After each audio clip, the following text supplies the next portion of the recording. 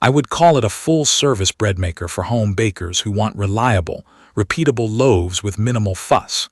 If you are like me and you love fresh bread but you do not want to babysit dough, or you want to experiment with doughs, jam, or even yogurt, this fits that lane. It is not just for beginners. I bake often, and I still appreciate when a machine quietly handles the parts that usually make a mess or eat up time. The design looks straightforward, but a few choices actually change the day-to-day experience. The ceramic pan is the biggest one. It heats evenly and it releases loaves cleanly, which means I am not chiseling out a stuck crust or soaking anything for half a day. The pan twists to lock and unlock. That matters because once I learned the motion, I could remove it with one hand while the other hand measures ingredients. The lid has a viewing area and an auto nut dispenser. The dispenser sits at the top and drops add-ins at the right time in the knead phase, which means no sprinting back to the kitchen to catch a beep. The touch panel is responsive with a gentle tap, and the display shows each stage of the cycle in plain language, which takes away the guesswork. The footprint is reasonable for a bread maker, though it is a tall box, so I keep it under a cabinet and slide it forward when I use it. Setup felt intuitive. I plugged it in, twisted the pan into place until it clicked in, and tapped through the menu to pick a program. The machine uses numbered programs. I cycle through them with one button, and it loops back to the start, so I never feel lost. Crust color is a simple choice between light, medium, and dark. Loaf size options are practical. I use 500 grams when I want a small, quick loaf for the evening meal. 750 grams is my default for a couple days of sandwiches. 1,000 grams is my weekend loaf. Time adjustments are set in minutes and seconds, so I can nudge a rest or a ferment window when a recipe asks for it. Once I hit start, the display shows preheat, stir, rest, ferment, and bake, and I can glance over and know exactly where it is in the process. Where it really earns its keep is in the consistency. The dual heaters do not sound dramatic on paper, but I see the effect on the crust. Heat wraps around the loaf more evenly. I get balanced browning from top to bottom, and I do not see the pale crown that some single heater machines leave. The ceramic pan helps too. The heat soaks into the dough without hot spots and I get a smooth, even crumb. The machine does not race through the cycle. It gives the dough time to rest and relax after mixing, which is where I think a lot of the better texture comes from.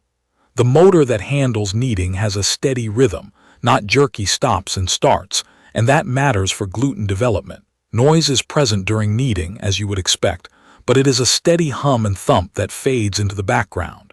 It stayed planted on my counter and did not walk, even with a heavier whole wheat dough. In real use, the simplest test is a classic white loaf on a medium crust. I load the liquids first, then dry ingredients and yeast last. On the basic program medium crust, 750 grams, the loaf domes nicely, releases with a light shake, and cools on a rack with a thin, even crust that crackles.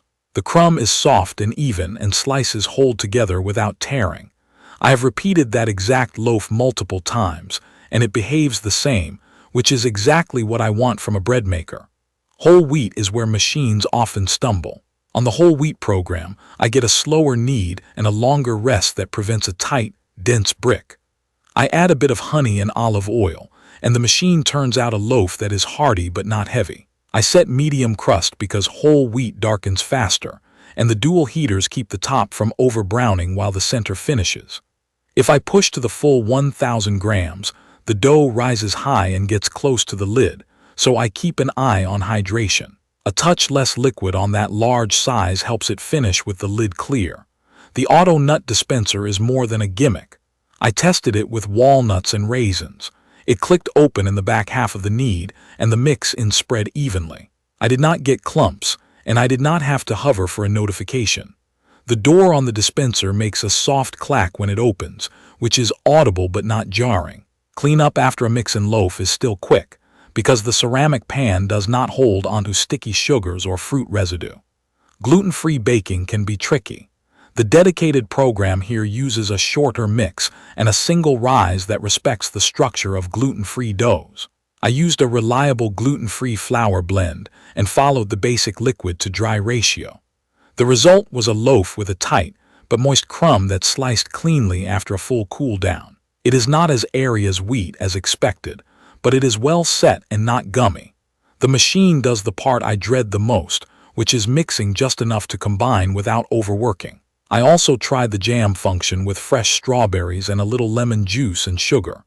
The paddle kept everything moving, the heat was steady, and I did not have to babysit the pot. I jarred it once it cooled slightly, and the pan wiped clean without scrubbing. The yogurt program works as a gentle incubator. I heated milk on the stove to the right temperature, stirred in starter, and let the machine hold it warm. By morning, it had set into a smooth yogurt that strained beautifully for a thicker texture. Daily use comes down to how quickly I can go from idea to dough in progress. I keep a measuring cup and spoon in the accessory drawer, lift the pan, twist, mount it back in, and load ingredients in the correct order. The touch buttons register immediately, and I never need to press hard. I appreciate that the display spells out each stage rather than hiding behind random icons. When I adjust time, it jumps in clear minute steps, and the second setting is handy when a recipe demands precision. The delay or schedule is simple to set by adding time to the start, so a loaf finishes around breakfast. Waking up to a fresh loaf is a small luxury that this makes realistic. There are small quirks worth knowing. The menu uses numbers for the 17 programs. That is fast once I memorize my favorites, but early on I kept the reference card nearby to remember which number is which. The pan twist was a little stiff the first couple of uses, then it smoothed out. The lid window fogs a bit during the early part of the bake, which is normal, but it can make it hard to peek. The paddle, like every bread maker I have used, leaves a small mark in the loaf.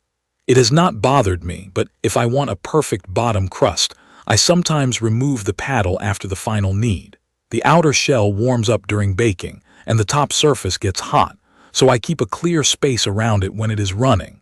One specific use case I rely on is a weeknight sandwich loaf. I get home, load the pan, select the basic program medium crust, 750 grams, and hit start. While it preheats and mixes, I prep dinner. By the time I finish eating and cleaning up, the machine is in the final bake. I let it rest, pop it out, and by bedtime it is cool enough to bag. The next morning I slice it, and it holds shape for toast and sandwiches without crumbling. That flow has made me bake more often, because the machine fits around my schedule instead of the other way around. The unique touches here do improve the experience without asking me to think about them. The dual heaters give that even browning. The ceramic pan reduces cleanup and sticking. The auto nut dispenser handles timing better than I ever do when I try to add mix-ins by hand. The touch panel is responsive and logical. The gluten-free program respects the nature of those doughs. The numbered programs cover the spreads you would expect, like basic, whole wheat, quick, dough-only, jam, and yogurt, and I found the defaults sensible. When I want to tweak rise or rest times, the manual time control is there, but I rarely need it because the stock profiles are solid. Stepping back, I see this machine as a dependable daily driver for home baking. It rewards routine as much as experimentation.